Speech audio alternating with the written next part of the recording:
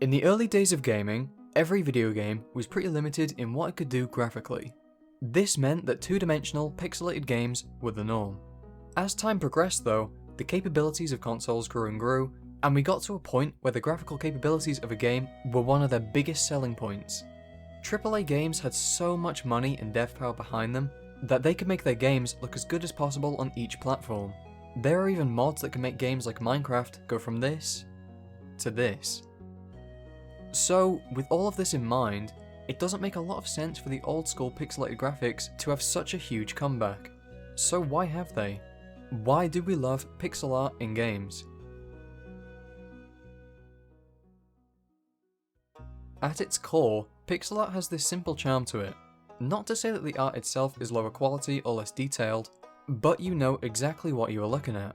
You can see every single individual pixel that's gone into creating the game, and it gives your eyes a break from clustered or complicated visuals. When I think of pixelated games, my first port of call is Stardew Valley.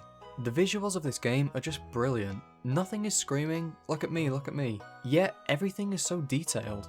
Just watch the animations as I harass the innocent townspeople. When I play games like this, the entire world just feels calm and relaxing. Comparing it to a game like Legends Arceus for example, this game is beautiful and I love the art style, but I very rarely ever feel relaxed because there is so much going on all at once. Nothing stays stationary for a very long time, and my eyes are constantly wandering around every little aspect of the screen. This is brilliant, but it's not particularly relaxing.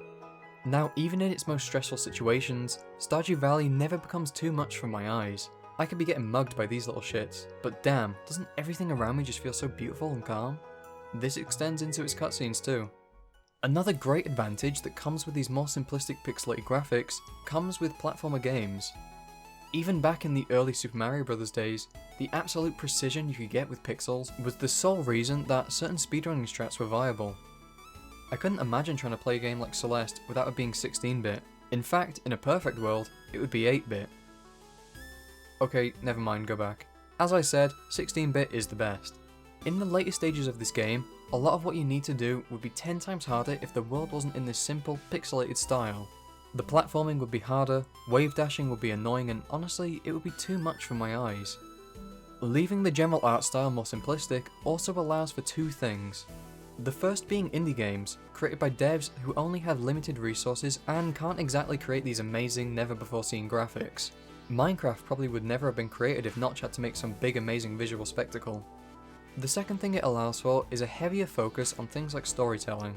Granted, that isn't Stardew's main focus, but taking a look at things like Undertale, you can see a lot of the focus went into its characters and the general story. The simplistic art style of pixelated graphics initially might seem like some sort of hindrance, but in reality it helps these games play into their greatest strengths. Be it creating amazing platforming levels, building a relaxing world, or being a tool to tell a fantastic story. Now, we've talked about how a simplistic art style can help the game focus on other aspects of the gameplay, but let's not pretend that pixel art can't be beautiful in itself. Little Witch in the Woods thrives on its visuals in my opinion. The game is still in early access, but my god, the main thing I remember from that game is how beautiful everything looked, especially during the nighttime. Pixel games can really hone in on a great use of colours, which ends up creating such a feeling of atmosphere. In Stardew Valley, each season looks very distinct from one another. Spring feels so full of life, summer feels hot, dry and laid back, autumn has this entire feeling of coziness, outside feels like it's cooling down, and the oranges make the world feel like the sun is always close to setting. Yes, this is my favourite season. And winter feels really delicate and not empty, but less busy.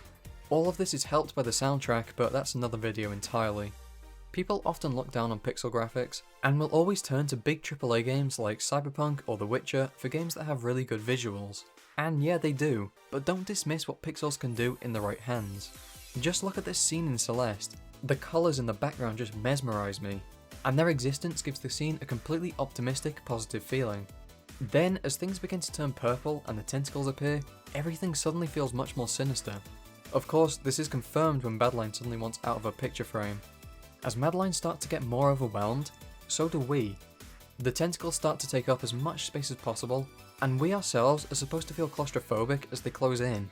Yes, they're just pixels, but look at the emotion they're able to convey. One of the most prominent things that pixelated games tend to be able to do is evoke this sort of warm and nostalgic feeling. A lot of this might be because of the fact that all the games naturally looked more like this, but I think there's something more. These pixelated games can often take us back to a mindset of being in awe of what video games can bring us. You don't always expect such a simplistic looking game to have some of the gameplay or story elements that it has. At first glance, Terraria is this extremely simple and basic looking game. A 2D pixel sandbox that doesn't really tell you what it wants you to do.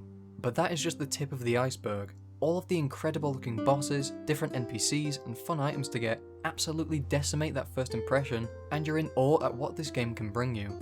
Just like playing your first few games as a kid did. There are a load of indie pixelated games like this. Stardew of course has an incredible amount of stuff to be uncovered as you play, and hints at all sorts of secret lore. Minecraft could honestly take you hundreds and hundreds of hours and you still wouldn't have seen everything it has to offer. Valhalla starts you as a bartender and roundhouse kicks some intense storylines at you while diving into some really deep themes. Honestly, it reminds me of playing things like Super Mario Galaxy. Even its first levels just floored me as a child, because I'd not yet experienced as many games as I have now. So that feeling of awe and excitement while playing is the exact same one as when I'm playing Celeste, and only just beginning to uncover the Madeline story. Of course, this warm nostalgic feeling is captured fantastically in the general aesthetics. I'm an absolute sucker for any room in a pixelated game that has a fireplace.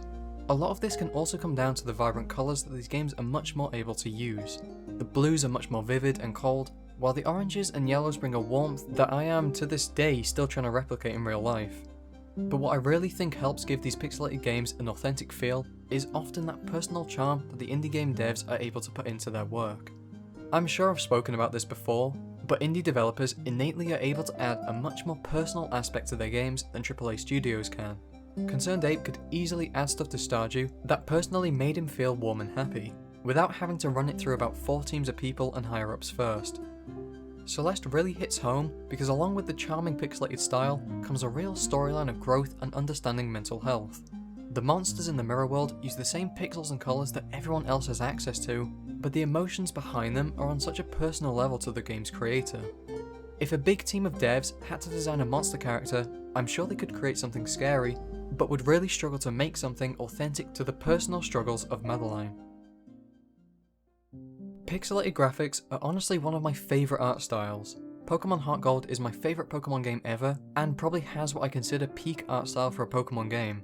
Most people do appreciate how amazing it is, but there is definitely a group of people that'll shit on it for reasons that essentially boil down to it not being realistic, or the idea that it's somehow easy. The reality is, pixelated games have made a comeback for a reason. Well, actually a few reasons.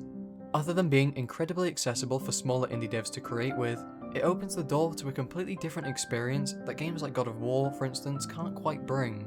Whether they resonate with you because of their simplicity, or their personal charm, or because it evokes this nostalgic feeling inside of you, pixelated games are undeniably fantastic and important for the gaming space in general.